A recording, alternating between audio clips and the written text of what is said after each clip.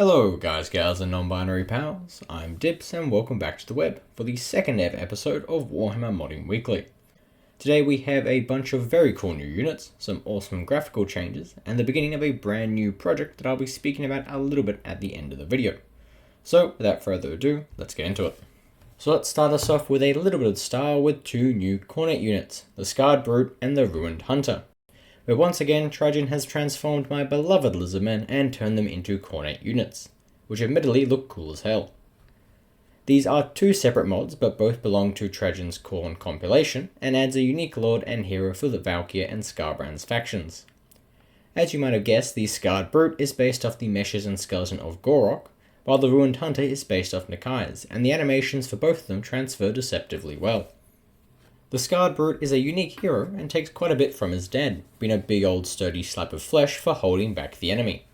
He comes in with flaming melee attacks and a silver shield, making him a pretty strong all-rounder hero, and his skill tree grants him abilities like regeneration alongside some other powerful buffs. He also comes in with a unique regiment of renown called the Brute's Legion, who are a bunch of souped up Chaosaurus who also got a blood-themed reskin. The Ruined Hunter is a unique lord and the exact opposite of his dad Nakai, being an anti-large duelist looking to charge into enemy lords and heroes. He has magical flaming attacks and grants army-wide buffs, granting strider and missile resistance for monstrous units, helping him get into the thick of things unharmed. However, like his father, he can often even up seemingly poor engagements with a wide variety of buffs and debuffs. Separately, the Ruined Hunter also has a separate mod that uses his model instead of Nakai's for the Lizardman's campaign, which has no gameplay effects but does look cool as hell. In the campaign, both these guys are immediately available at level 1. The Brute shows up on the map, ready to add to your army, and if he is dismissed, he can be recruited again in 10 turns. The Hunter, however, needs to be bought in the Legendary Lord tab at a settlement, and is honestly just a little bit too pricey to immediately recruit. I have to say though, the Ruined Hunter is definitely my favourite of the two of these guys, which is probably just my bias towards Nakai, but feel free to let me know which one you guys like more in the comments below. Since we started with the Blood God, let's continue with something a little bit messy.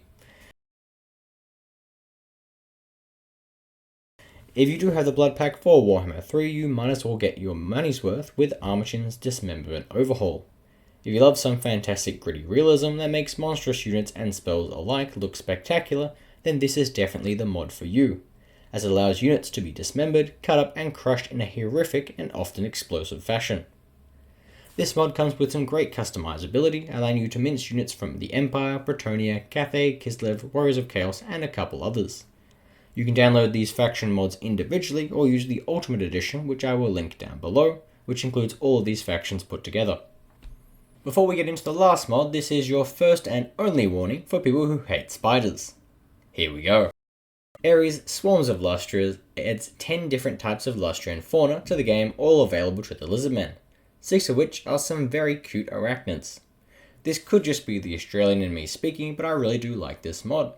You get spiders to fill every conceivable role in an army, including single entity monsters, duelists, shock cav, and even holding infantry, as well as some cool aerial insects and a giant screamer reskin. I'm not really sure about that last one either, but either way, this mod is just ripe for a skink and spider campaign, as you rush your way across the known world and Lustria with your arachnid companions, and personally I'm all for it.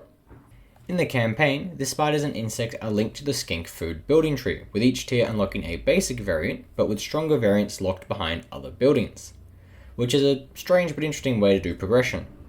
The Screamer reskins are linked to the Sotek building tree, so I have no idea what you do if you don't have that DLC, but the spiders are the main draw here. Now quickly, before we finish up, onto the special project. Basically, I want to create a mod collection for the dwarves, adding new units, lords, heroes, new factions, and much more, and then I'm going to create a sub-mod to smooth everything over into a cohesive overhaul for the faction.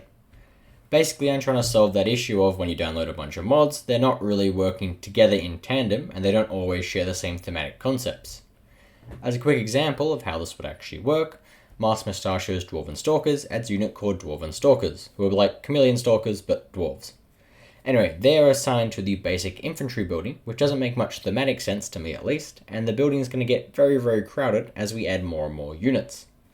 Therefore, I created a submod that moves the Stalkers to a tier 3 Ranger building, and adds a tier 1 Ranger building. Basically, it makes ranges accessible early on and maintains a thematic relationship for the building chain, as everything in that building chain has Stalk in it. Basically, if any of you guys would be interested in this sort of thing, whether it be for the Dwarves or the Lizardmen or whatever faction, feel free to let me know down in the comments.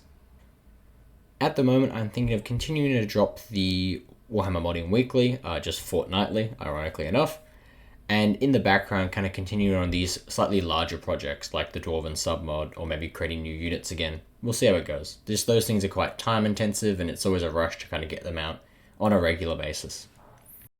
And that's everything. Basically anything that we touched on today is going to be linked down in the description, and also feel free to check out some of my own mods or other videos which are also down in the description. Thank you very much for watching, and dips out.